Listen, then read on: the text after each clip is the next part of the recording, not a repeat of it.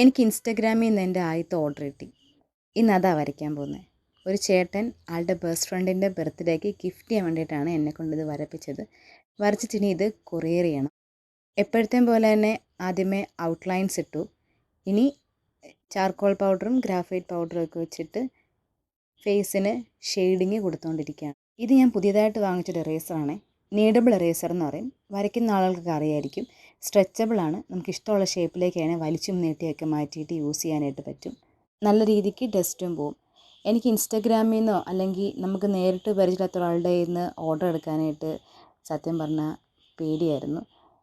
എങ്ങനായിത്തീരും എന്തായിത്തീരും എന്നൊക്കെ ഒരു ടെൻഷൻ എനിക്ക് എപ്പോഴും ഉണ്ടായിരുന്നു. നേരത്തെയും എൻക്വയറീസൊക്കെ വരും. പക്ഷേ പേയ്മെൻറ്റിൻ്റെ കാര്യം പറയുന്ന സമയത്ത് പിന്നെ പറയാം എന്നൊക്കെ പറഞ്ഞിട്ട് പോകുന്നതാണ് സാധാരണ സംഭവിക്കാറുള്ളത്. എന്തായാലും ഞാൻ രണ്ടും കൽപ്പിച്ച് ഓർഡർ എടുത്തു.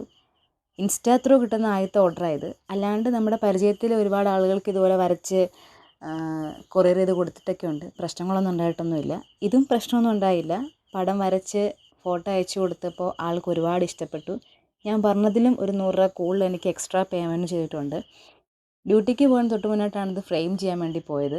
10:30 ഡ്യൂട്ടിക്ക് കയറണം. 9:30 ആയപ്പോൾ കട തുറന്നിട്ടുണ്ട്. തുറന്നപ്പോൾ തന്നെ ഞാൻ ചെന്നു. അവിടുത്തെ ഫസ്റ്റ് കസ്റ്റമർ ഞാനായിരുന്നു എന്ന് തോന്നുന്നു. സ്ഥിരമായിട്ട് പോകുന്ന കടയായതുകൊണ്ട് പെട്ടെന്ന് തന്നെ എനിക്കതെല്ലാം ഫ്രെയിം ചെയ്ത് ആക്കി തന്നിട്ടുണ്ട്. പടം ഇഷ്ടപ്പെട്ടാൽ ഒന്ന് കമൻറ്റ് ചെയ്യണം കേട്ടോ. ഇതുപോലുള്ള ഓർഡറൊക്കെ ഉണ്ടെങ്കിൽ എനിക്കൊന്ന് DM ചെയ്താൽ മതി. എന്തായാലും എൻ്റെ ഫസ്റ്റ് ഇൻസ്റ്റാഗ്രാം ഓർഡർ നന്നായി തന്നെ പോയി.